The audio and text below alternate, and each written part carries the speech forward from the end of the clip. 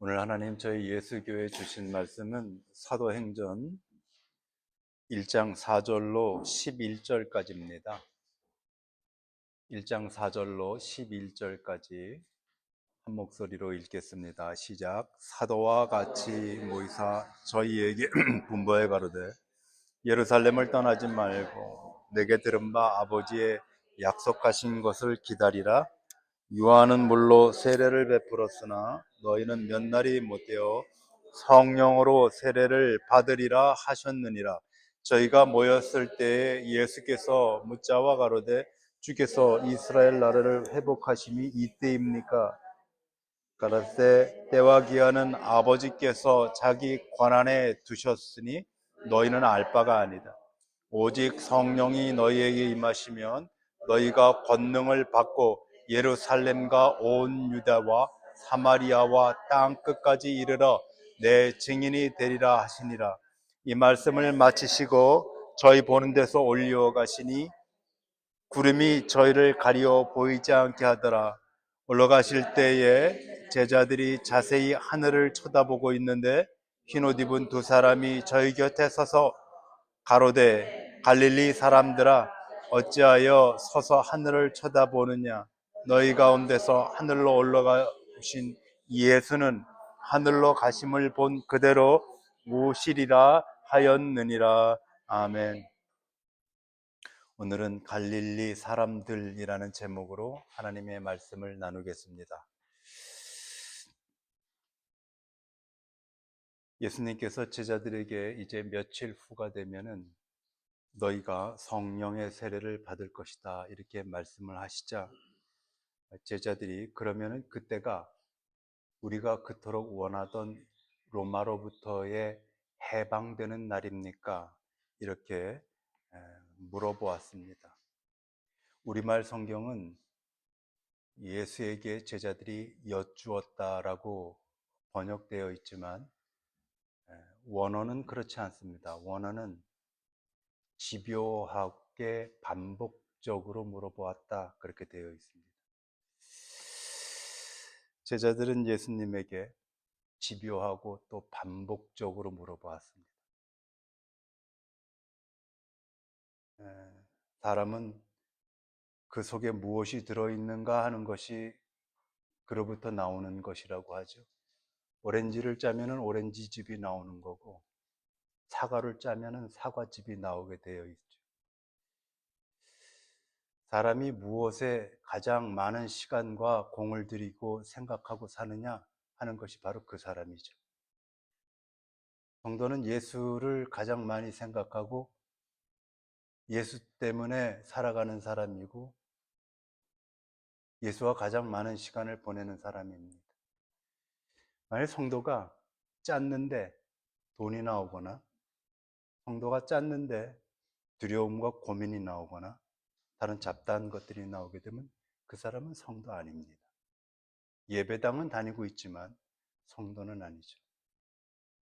제자들은 예수에게 그럼 그때가 우리의 소원을 이루는 날입니까? 집요하게 물어보았습니다. 이때는 예수께서 십자가에 하늘로 막 올라가시려고 하는 참이었었죠. 제자들은 모두 다 갈릴리 출신들이고 겉으로 보기에 그들은 갈릴리의 일반 어부들과 다를 바가 없어 보였습니다. 순진하고 무식하고 그저 그런 사람들이었었죠. 그런데 예수님의 행적을 따라가면서 제자들을 또 살펴보면은 한 가지 우리가 알게 되는 게 있습니다. 그것은 뭐냐 하면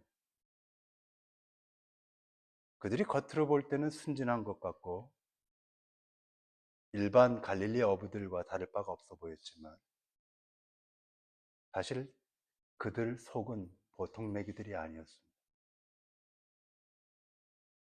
그들은 오직 예수를 붙들고 출세해 보겠다는, 잘 살아보겠다는 집념과 욕망으로 가득 차 있었을 뿐입니다.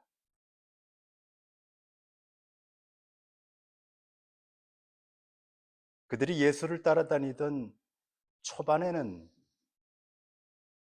그러한 모습들이 크게 부각되지 않았지만 예수님께서 십자가가 다가온다는 것을 말씀하시기 시작할 때부터 예수의 사역 중반 후반을 접어들면서부터 그들은 급기야 자신들 마음속에 있었던 것이 무엇인지가 드러나기 시작합니다. 그래서 그들은 동고동락하던 동지들을 서로 밀어내려고 하고 자리싸움을 하고 누가 잘났느냐, 누가 큰 자인가를 따져 묻기 시작합니다. 그리고 예수에게 더욱 바짝 붙어서 해방되는 날 내가 이 예루살렘에서 예수님 우편에 있게 해주시고 나를 좌편에 있게 해주십시오. 드디어 그들의 본색이 드러나는 거죠.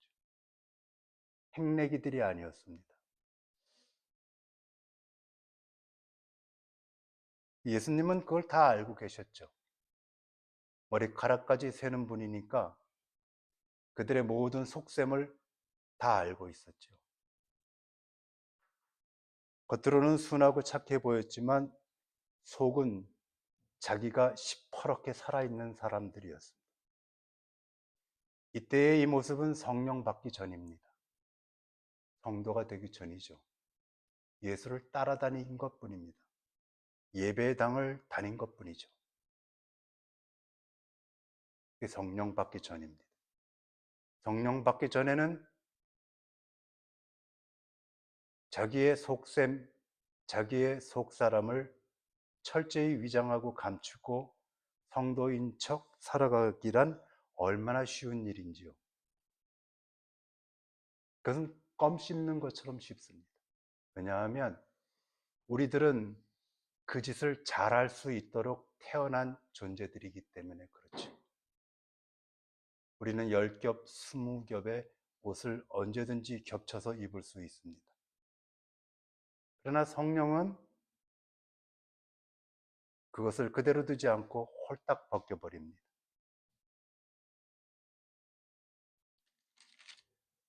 사도행전의 첫 시작은 성령 충만함이란 무엇이냐? 성령이란 무엇이냐 하는 것으로부터 시작이 됩니다. 지금 저희 교회는 사도행전 첫 시작 부분에 몇 주째 머물러 있는데 그 핵심 주제는 성령을 받은 사람은 어떻게 살아가느냐? 성령 충만함이란 도대체 무엇이냐 하는 것에 관한 이야기를 나누고 있지 않습니까?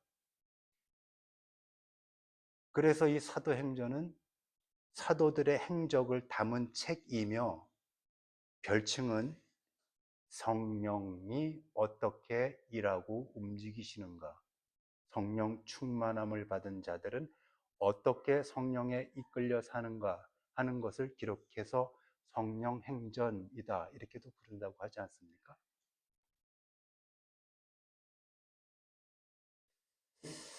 그래서 우리가 이 사도행전을 보면서 성령으로부터 이 시작하는 사도행전을 보면서 사도행전을 통해서 성령이란 무엇이냐라고 하는 것에 대한 바로잡음, 바른 가르침을 받는 것은 사도행전을 공부하는 가장 큰 목적이다. 첫날 그렇게 제가 말씀을 드렸습니다. 성령에 대한 절대 기준이다. 이런 것이죠. 우리는 몇 개월 전에 고린도 전서를 보았지 않습니까? 고린도 전서를 보면서 고린도 교회가 정말로 골치 아픈 문제를 여러 가지 많이 갖고 있는 교회인 것을 발견할 수 있었는데 그 중에서도 교회를 가장 많이 뒤흔들었었던 것은 무엇입니까? 그것은 성령 받은 사람들이었습니다. 성령의 은사, 각종 여러 가지 은사를 가지고 자기를 드러내며 신앙 우월주의에 빠졌었던 사람들, 그들이 교회를 거의 말아먹을 지경까지 끌고 가는 것을 고린도전서를 통해서 우리는 똑똑히 보았죠. 신앙 우월주의에 빠진 자들이 있었는가 하면은 또 성령을 잘못 이해하는 사람들은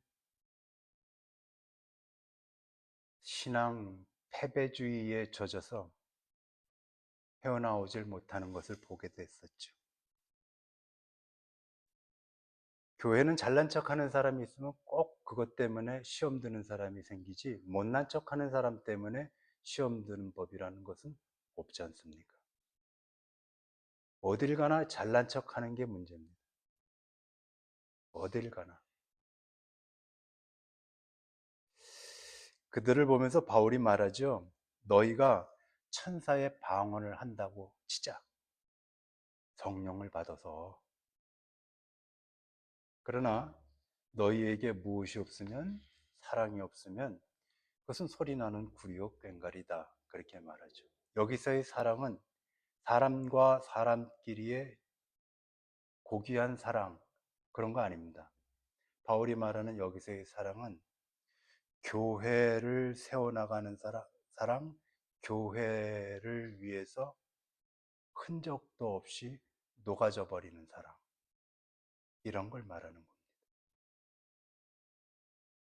예수 그리스도가 세우시고 예수 그리스도의 몸된 교회를 위해서 자신에게 주신 그 성령의 선물, 은사를 가지고 소리 소문 없이 교회에 녹여내는 사람, 이걸 사랑이라고 얘기하는 거죠. 성령의 은사는 철저하게 100% 교회를 위해서만 주어졌습니다.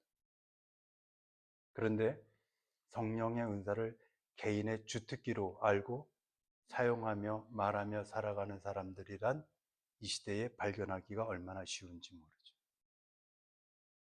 다 교회 말아먹으려고 하는 겁니다.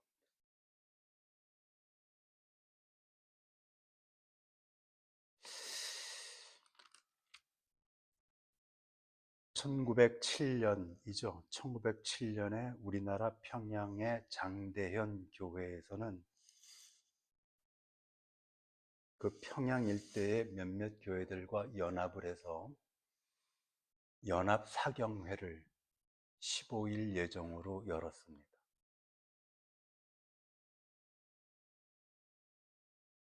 새벽부터 아주 늦은 밤까지 사경회가 이어졌죠. 요즘에는 사경회라는 말을 잘 안 하죠. 부흥회, 부흥 강사 초청 강연, 이런 걸로 되어 있지만은 많이 변질된 겁니다. 예배인가 쇼인가, 그 잣대를 놓고 가만히 생각해 보면 예배인 것 같기도 하고 쇼인 것 같기도 한 것들이 참으로 많이 있죠. 근데 사경회는 그러지 않았습니다. 선교사들의 설교, 보통 3시간, 4시간씩 설교를 했다고 하죠. 뭐 별거 없습니다. 그 설교는 예수가 나의 주인이시다, 그리고 기도, 그리고 찬송, 이걸 새벽부터 늦은 밤까지 15일로 예정하고 했는데, 평양장대현 교회에 참석했었던, 사경회에 참석했었던 성도가 약 한 1,500명 정도 매일 그렇게 됐다고 합니다. 한국 기독교 역사 자료를 보게 되면 그때 평양장대현 교회에서 사경회를 할 때 그 교회 앞마당에 그 한복들 입고 가 쓰고, 그리고 사진 찍은 그 옛 흑백 사진들을 볼 수 있습니다. 정말로 엄청난 사람들이 이렇게 차렷하고 사진을 찍은 그 사진이 한국 기독교 역사의 자료에 그대로 남아있죠. 그래서 평양은 우리나라 기독교의 아주 중요한 영적 산지, 그렇게 보고 있죠.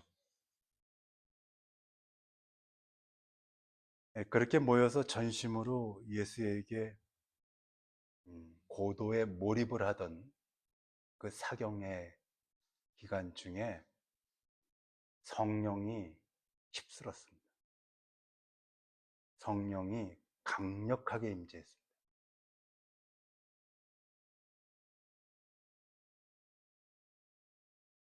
훗날 목사가 됐습니다만 길선주 장로가 성령이 강력하게 임재하자 그가 그 많은 사람들 앞에 나와서 무엇을 했는가? 방언을 했는가? 길선주가 그 많은 사람들 앞에서 통곡을 하면서 자기가 이제껏 가지고 있었던 자기 은밀한 죄를 큰 소리로 고백하기 시작했습니다. 나는 아간과 같은 존재다. 구약의 아간 있죠. 전쟁에서 탈취한 물건 중에서 신할산 고급 외투가 있는데 그 외투를 슬쩍 뒤로 빼돌렸었던 그 아간 말입니다. 자기 친구가 죽으면서 친구의 아내에게 전달해 주라고 맡겨놓은 돈 중에 일부를 빼돌려서 썼습니다. 누구도 모르겠죠? 친구는 죽었고. 길선주도 그렇게 장로가 됐습니다. 그렇게 해서. 그런데 평생 비밀로 묻혀질 것 같았던 그 죄가 성령이 장대현 교회 사경회에 휩쓸자 그가 벌떡 일어나서 자기의 죄를 고백하며 통곡하며 땅바닥을 대굴대굴 구르기 시작했습니다. 그것을 보고 있었던 1500명의 사경회에 왔었던 사람들은 어떻게 됐을까요? 희한한 일이 일어났습니다. 그들 대부분이 길선주처럼 땅을 치고 통곡을 하며 땅바닥을 뒹굴고 가슴을 주먹으로 내리치기 시작했습니다. 각자 자기가 가지고 있었던 잘못과 죄, 은밀한 것들을 큰 소리로 털어놓기 시작했습니다.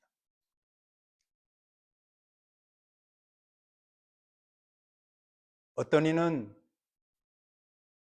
나는 첩이 둘이다. 어떤 이는 나는 평양에서 장사를 하는데 매일같이 저울을 속이면서 돈을 벌어서 집을 샀다. 어떤 이는 나는 바깥으로는 도포자락을 휘둘리면서 다니고 있었는지는 모르지만 집에 들어가면 아내를 매일 폭행했다.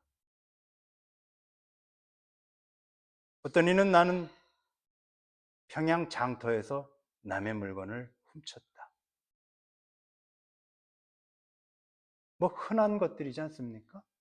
흔한 것들이라는 것은 곧 바로 우리들의 것들이라는 얘기가 되겠죠. 그렇게 해서 통곡을 하면서 회개와 각성의 운동이 평양 장대현 교회의 사경회에 일어났었던 거예요. 15일 사경회가 끝나고 나서 그걸로 끝난 것이 아니라 그들은 모두 다 자기가 살고 있는 평양 일대로 흩어져서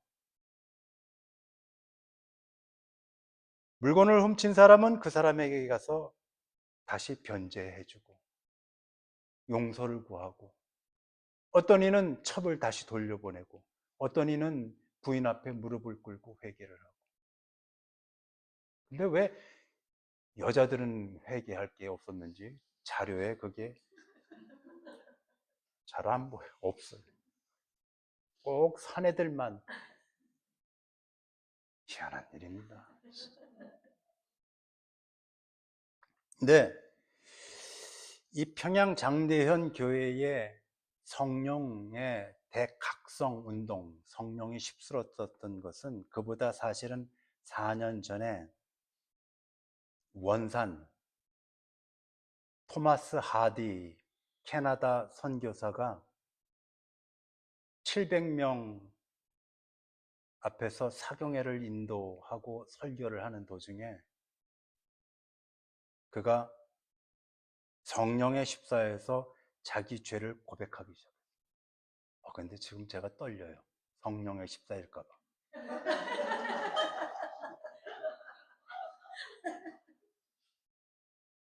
그러면 안 되는데.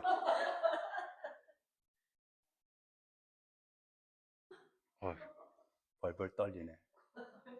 근데 이 토마스 하디가 캐나다 토론토 의대 졸업을 하고 엘리트였는데 조선 땅에 왔습니다. 여러분, 100여 년 전에 조선 땅은 어떻겠습니까? 얼마나 더럽고 길바닥에 웬 다 사람 똥이고 이가 버글버글하고.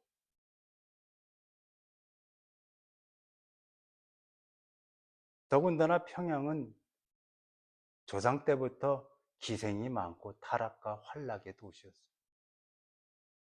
토마스 하디가 와서 복음을 전하면서도 자기 마음속에는 그 안에 그러한 조선을 멸시하고 우습게 여기는 마음이 그 안에 가득히 있었던 거예요. 인종차별, 백인 우월주의가 토마스 하디 마음속에 가득 있었다. 그래서 조선 사람의 손을 함부로 잡고 싶지도 않았고 그들이 차려주는 음식은 정말 먹고 토하고 싶었고, 그랬던 것을 그 사경회에서 토마스 하디가 성령이 임하자 고백을 합니다. 눈물로. 그것이 원산에서 일어났었던 성령의 운동의 첫 시발점이요, 그로부터 4년 후에 평양 장대현 교회에서 일어난 1907년 우리나라 성령 대부흥 운동이죠. 한국 기독교 역사에서는 그것을 이제 우리가 사도행전에서 보겠습니다만은 마가다락방 오순절 날 성령 강림 사건과 비교해서 연결해서 그렇게 해석합니다. 대한민국, 조선에 처음으로 성령 강림이 있던 날로 그렇게들 기억을 하고 있죠. 그런데 희한한 것은 원산이든 평양이든 그곳에서 성령이 임하자 방언이 터져 나오거나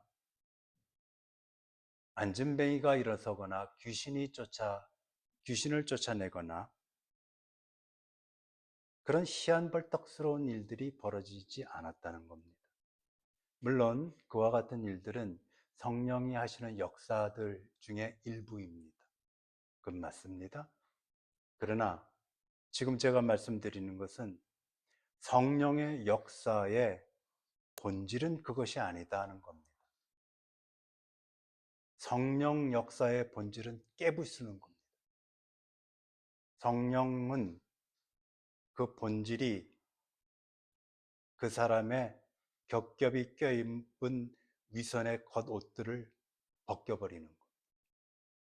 얼마나 추악한 존재인가를 그가 목격할 수 있도록 성령은 그 사람 앞에 거울로 서는 것입니다. 그의 옛 자아를 파쇄해버리는 겁니다. 성령은 남이 부러워할 만한 능력이거나 신령한 영적인 기능이나 힘, 그런 것들 아닙니다. 성령은 솔직해지는 것이고, 성령은 고백하는 것이고, 성령은 깨끗게 되는 것이고, 회개하고 각성하고 통곡하고 눈물을 흘리는 겁니다. 성령이라고 하는 겉옷을 하나 더 입고 교회에서 잘난 척하고 의시되며 내가 그래도 너보다는 낫다라고 하는 신앙 우월주의에 빠지게 하는, 빠져 있는 수많은 기독교인들을 우리는 쉽게 봅니다. 그러나 성령은 결코 그렇지 않다 하는 것이 사도행전에서 우리들에게 가르쳐 주고 있는 성령의 정답이죠.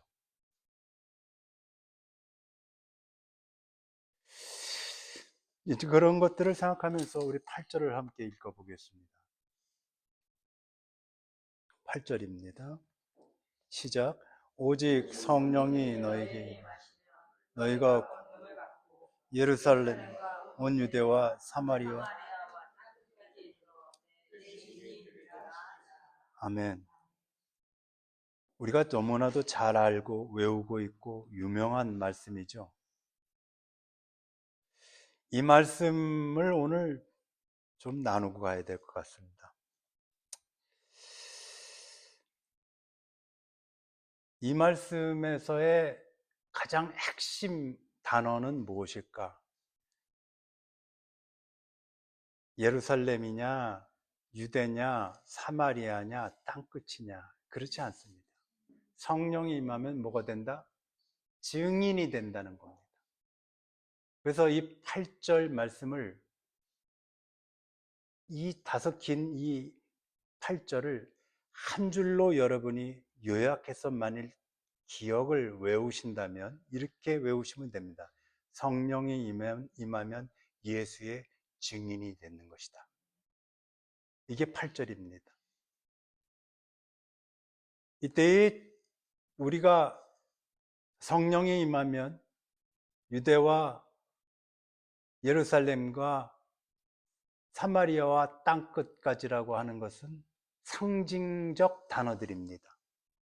그래서 이 상징적 단어들을 가지고 우리는 서울과 부산과 아프리카와 미국이다, 이렇게 얼마든지 묵상을 적용할 수 있습니다. 또 때로는 내 가정이다, 땅끝은 내 자식 새끼다, 뭐 이런 것도 다 가능합니다. 이게 상징적 언어이기 때문에. 그러나 성령이 임하면 증인으로 살게 된다라고 하는 것은 불변입니다.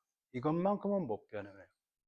그래서 이게 제일 중요한 거고 8절에서 핵심은 바로 이거다라고 하는 거죠. 8절에서 말하는 증인은 고대의 법률 용어입니다. 이 시대에도 증인은 법률 용어죠.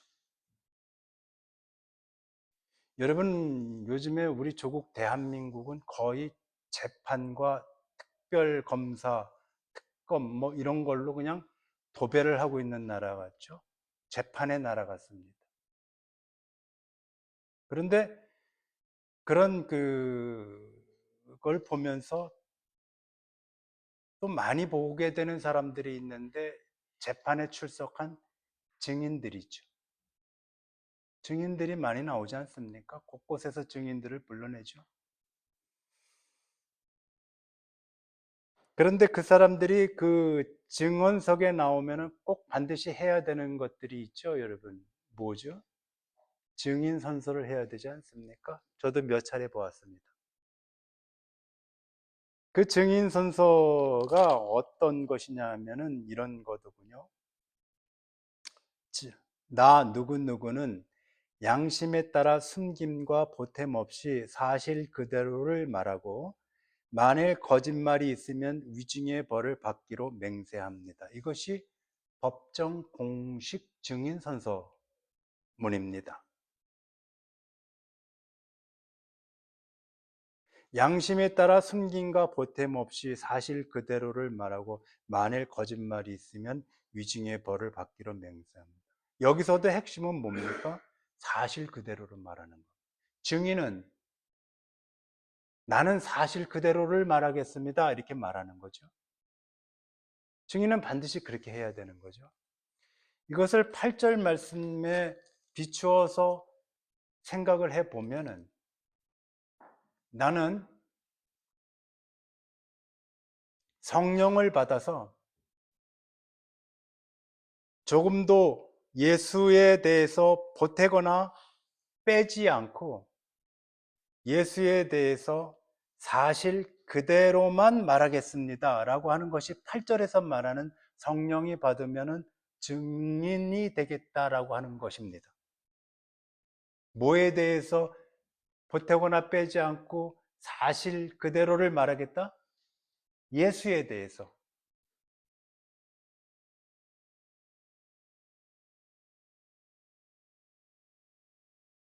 제자들이 성령 받고 증인이 되었습니다. 그런데 그 증인으로 살아가는 것은 대단히 어려운 일이었습니다. 목에 칼이 들어왔거든요. 가족 다 냅두고 거의 거지 생활하다시피 살아야 했었거든요. 교회에서 돈 좀 모아주면 그걸로 먹고 안 모아주면 못 먹었거든요.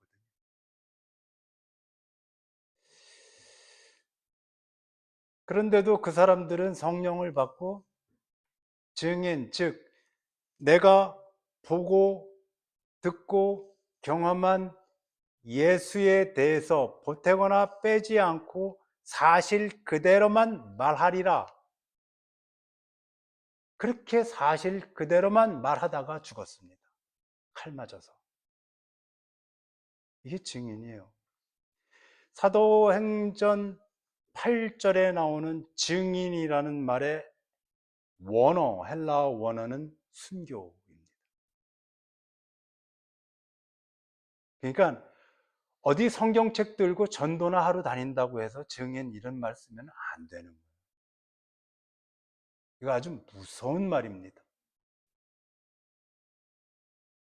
아무리 불이익이 오고 아무리 내가 죽을 것 같고 아무리 고난이 와도 내가 본 그대로만 말할 것이다. 예수에 대해서. 내가 들은 것 그대로만 말할 것이다. 예수에 대해서. 그러려면 한 가지 여러분 참으로 중요한 것이 있는데 예수에 대해서 사실 그대로를 제대로 배워야 합니다. 제대로 배워야 제대로 말하는 거예요.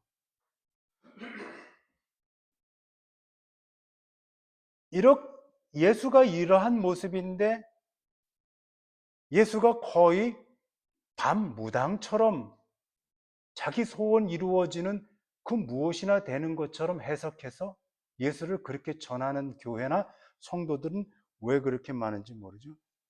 오늘 차를 타고 오다가 아내에게 제가 잠깐 얘기했는데 제가 10수년 전서부터 유심히 바라보고 유심히 읽고 유심히 관찰하고 있는 학자 몇 분이 있는데 한국 기독교의 트렌드 변천사에 대해서 해마다 연구 자료를 내놓는 학자들인데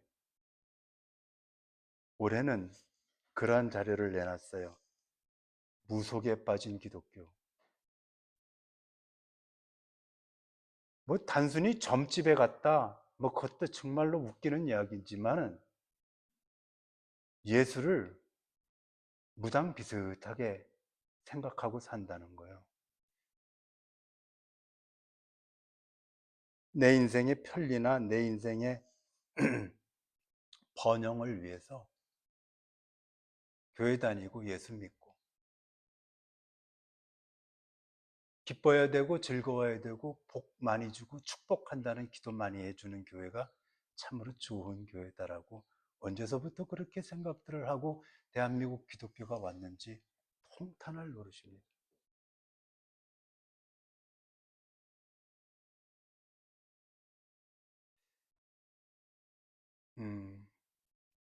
제가 아는 서양의 존경하는 목사님은 지난주에 그렇게 이야기를 했습니다. 지난주에 제가 읽은 책 중에 그런 글을 보았습니다. 성경에는 행복이라는 단어가 없다.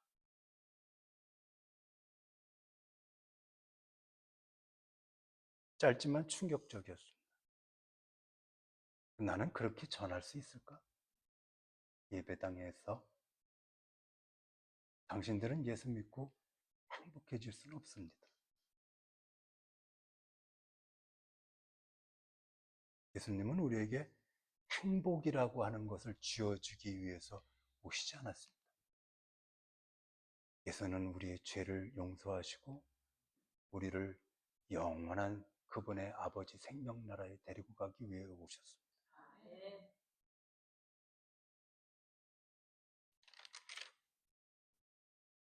구절을 읽겠습니다. 시작. 이 말씀을 마치시고 저희 보는 데서 올려가시니 구름이 저를 가리어 보이지 않게 하시더라. 아멘. 드디어 예수님께서 하늘로 올라가시죠.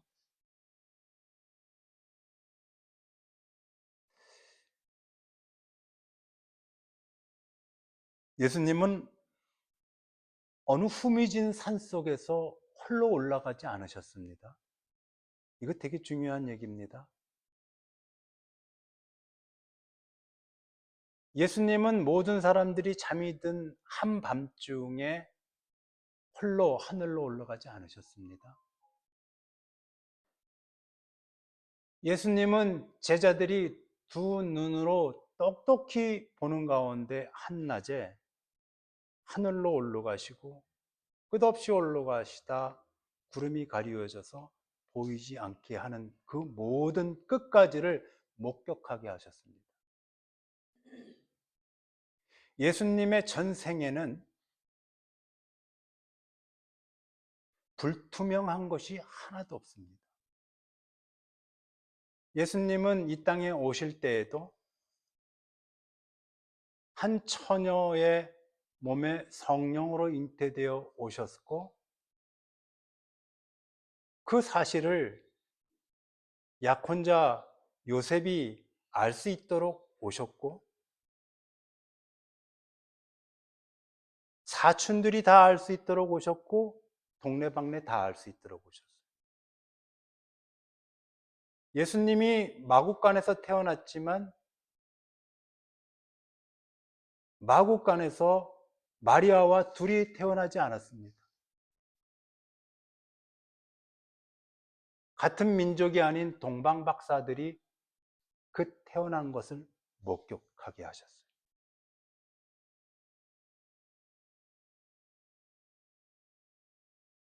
예수님의 생애 중에서 우리가 추적 불가능한 것이 하나도 없습니다. 가버나움으로 가셨다가 갈릴리로 내려가셨다가 사마리아도 가셨다가 강을 건너기도 하시고 바다를 건너기도 하시고 누구를 만났는지 누구와 밥을 먹었는지 누구를 고쳐줬는지 추적 불가능한 것이 예수님의 공생의 기간 단 한 건도 있지 않다. 예수님의 십자가 모습은 예루살렘에 온 천하가 다 보았습니다. 예수님의 부활은 어떻습니까? 끼리끼리 같은 편들이 있는 가운데에서 그들만이 목격하게 하지 않으셨어요. 예수님의 빈 무덤은 예수님의 원수 로마의 군졸들이 먼저 확인하게 하셨어요. 이것은 무엇을 말하느냐 하면 예수님의 전생에는 사실 확인이 가능한 사실이다.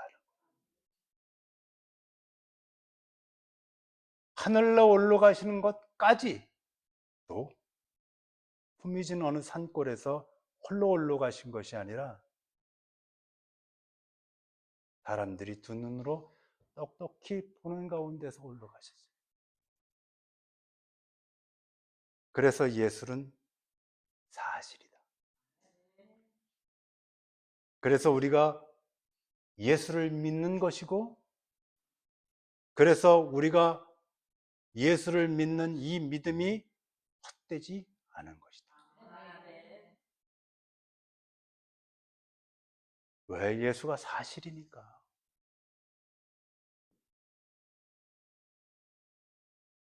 그래서 어디 가서든지 나도 잘 모르겠는데 그냥 믿어지게 되어 있어. 믿음으로 믿으면 돼. 이런 말씀하지 마십시오. 무책임하게. 교회 1, 2년 다니신 분들이 아니시라면 지금 제가 여러분에게 드린 이 말씀, 예수는 처음부터 끝까지가 사실이야. 사실관계를 확인할 수 있어. 그것은 교회에서 설교 중에, 말씀 중에, 성경 속에 확인 가능하게 되어 있어.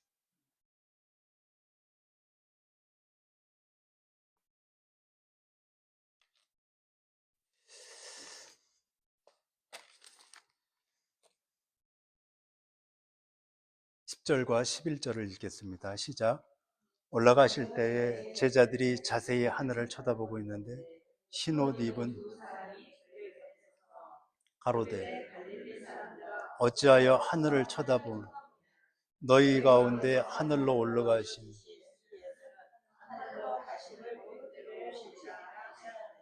아멘. 우리가 사도신경을 하지 않습니까? 사도신경에서 하늘에 오르사 전능하신 하나님 우편에 앉아 계시다가 거기로부터 산자와 죽은 자를 심판하러 오시리라의 근거 성경 본문이 바로 이 말씀입니다.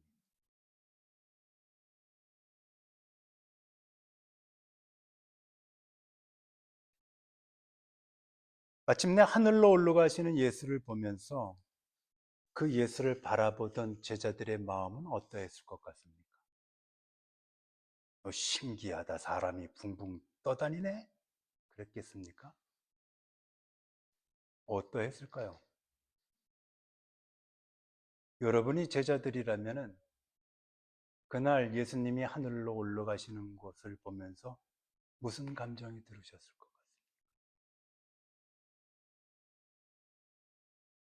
제가 상상하기에는 저라면은 마음이 막막하고 허탈하고 두려웠을 것 같습니다.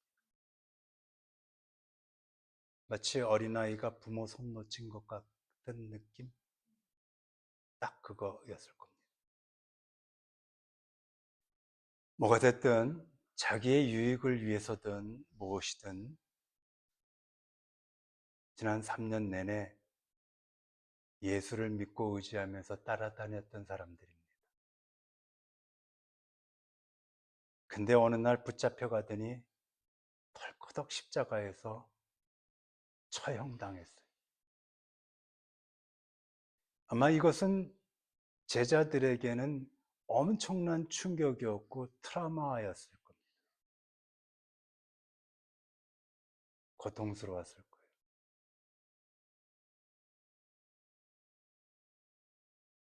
근데 예수가 부활을 해서 나타났어요.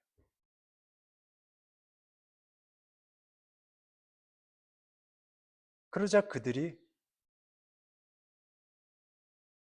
이제 그 충격과 트라우마에서 벗어날 만 한 40일이 지났습니다. 이제 예수가 우리랑 같이 사시려나 보다 라고 생각했었던 거죠. 근데 그 예수가 이번에는 그들이 눈에 보는 데서 하늘로 올라가서 보이지 않게 됐어요. 떠나버렸어요. 그것을 본 제자들의 마음은 어떠했을까요, 여러분? 저는 제자들의 마음이 막막하고 허탈하고 두려웠을 것이다. 예수를 맨 처음에 십자가에서 잃어버렸었던 그 마음 그대로 그들은 괴롭고 트라우마가 밀려왔을 것이다 하는 게 본문 속에서 제가 생각하는 묵상입니다.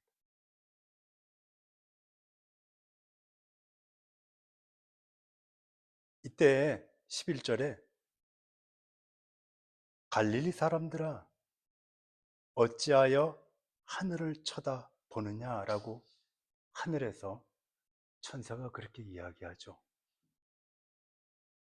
갈릴리 사람들아 라고 하는 이 특정 지역을 호칭하는 이 호칭 말고도 그들을 부를 수 있는 호칭은 여럿 있습니다. 제자들아 그러면 얼마나 좋을까요? 얘들아, 그래도 되지 않겠습니까? 이보게들, 충분히 부를 수 있는 이야기가 있는데, 갈릴리 사람들아, 그렇게 부른단 말이에요.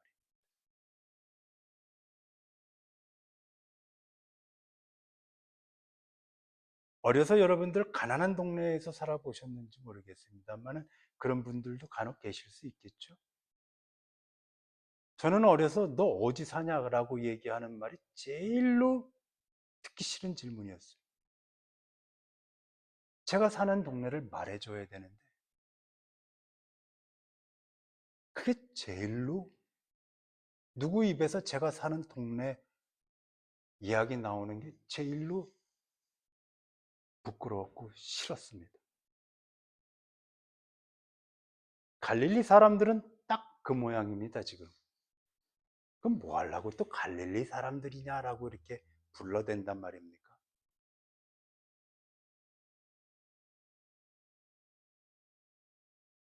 근데 주님은 그들을 갈릴리 사람들아 어찌하여 하늘을 쳐다보느냐.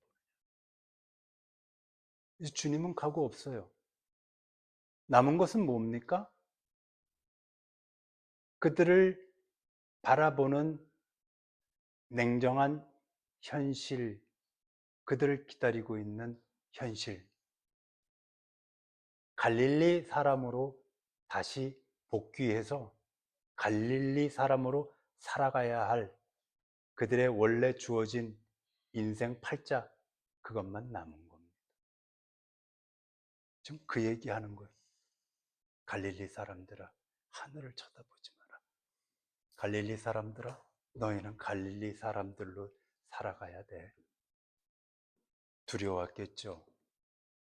3년 내내 따라다니던 그 모든 공로가 헛수고가 됐습니다. 예수님은 이제 보이지 않아요. 무덤에도 있지 않습니다. 하늘로 올라가 버렸어요. 끝난 겁니다. 예, 냉정한 현실만 남아있죠.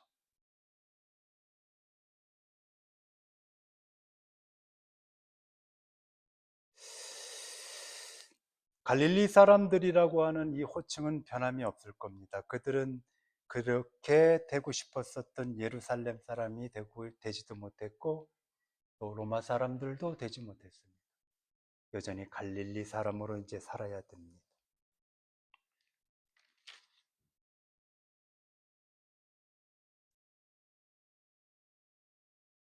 우리들도 그렇죠. 예수 믿었다고 우리의 사회적 신분이 급변하지 않습니다. 예수 믿고 여기서 돈 번 분들 한번 손 좀 들어보십시오. 그들이나 우리나 갈릴리 사람들이죠. 냉정한 사회에 발을 딛고 어제도 살았고 오늘도 살고 내일도 살아내야 하는, 예수 믿는다고 해서 내 사회적 신분과 내 통장의 잔고가 변하지 않는 존재들, 인생 역전이 예수로 인해서 이루어지지 않는 갈릴리 사람들, 그들이나 우리나 다를 바가 하나도 없는 거예요. 그렇지만 사도행전에서의 이 갈릴리 사람들이라고 하는 이 천세의 호칭 속에는 두 가지가 들어 있습니다. 하나는 지금 말씀드린 우리가 벗어날 수 없는 이 냉정하고 준엄한 세상살이, 현실. 현실은 그렇죠. 현실은 항상 제가 생각할 때 내가 가진 힘보다 더 많은 것을 요구하는 것 같아요. 그래서 힘이 들고 그래서 무겁습니다.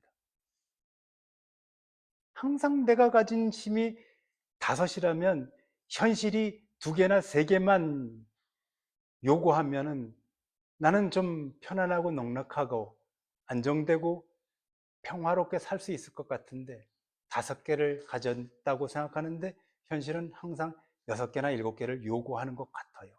그래서 항상 쩔쩔매죠, 우리가. 갈릴리 사람들은 그렇게 살아가는 사람들이라는 겁니다, 이 세상에서. 그와 동시에 갈릴리 사람들아라고 하는 이 호칭을 통해서 주님은 우리에게 말씀하고 계시지 않습니까? 사도행전에서 조금만 더 기다려라. 그러면 내가 너희에게 갈게. 이게 사도행전에서 우리에게 주시는 말씀이에요. 예루살렘을 떠나지 말고 기다리라고 얘기하지 않습니까? 며칠만 지나면 내가 너희를 고아처럼 내버려 두지 아니하고 너희와 함께 있겠다. 갈릴리 사람으로서 살아가지만은 우리는 갈릴리 사람으로서만 머물러 있지 않고 예수 그리스도와 함께 살아가는 은혜와 영광의 사람이긴 이 되는 것이죠. 조금만 더 기다려라. 막막하고 허탈하고 답답하고 두려울 거다, 살아가는 일은. 누구도 그것을 벗어나려고 애를 쓰지 않는 사람이 어디 있겠느냐마는 세상은 그것으로부터 우리를 쉽게 놔주지 않죠. 이 숙명적 갈릴리 사람들, 우리들 말입니다. 그런데 주님께서는 조금만 더 기다리라고 합니다. 그리고 결국에는 우리들에게 들어오셨죠. 우리들에게 빛으로 들어오셔서 우리들에게 소망이 되어주신 거예요. 갈릴리 사람들이지만은 갈릴리 사람에 머물러 있지 않고 주님의 사람으로 살아갈 수 있는 소망이 생긴 것 아닙니까? 오늘도 주님은 우리에게 갈릴리 사람들아 이렇게 부르실 겁니다. 그러나 두려워하지 말아라, 내가 너와 함께 있습니다. 그 은혜와 복이 우리 가운데 가득하기를 축복해 드립니다. 기도하겠습니다. 거룩하신 하나님, 성령을 받으면 증인으로 살게 될 것이라고 말씀하셨습니다. 사실을 더하지도 빼지도 않고 오직 보고 들은 대로 그대로 사실 그대로를 말하는 증인이 되는 날이 바로 성령 받는 날인 것을 배우게 해주셔서 고맙습니다. 예수 그리스도를 사실대로 말할 수 있으려면 예수 그리스도를 기록한 성경 말씀을 사실 그대로 믿고 받아들여야 하는 것이건만 사람들은 저마다 자기 기준과 저마다의 생각으로 예수를 서로 다르게 받아들이고 이해하는 이 시대의 그리스도인들을 주님 긍휼히 여겨 주시옵고 그들의 귀와 눈을 열어주시기를 간절히 바랍니다. 우리 예수교회는 오직 성경을 있는 그대로 믿으며 있는 그대로 말하는 교회가 되게 해 주십시오. 갈릴리 사람들을 갈릴리 사람들이라고 굳이 부르신 주님, 두려움과 허탈함 속에서 살아가야 할 그들에게 함께 해 주시겠다고 약속해 주신 주님, 그날의 갈릴리 사람들처럼 오늘의 우리들도 살아가는 날들이 두렵거나 막막하게만 느껴질 때가 얼마나 많은지 모릅니다. 그럴 때마다 우리들과 함께 하사 두려워 말라 말씀하시는 주님의 음성을 듣게 해 주십시오. 감사드리며 예수님 이름으로 기도드렸나이다. 아멘.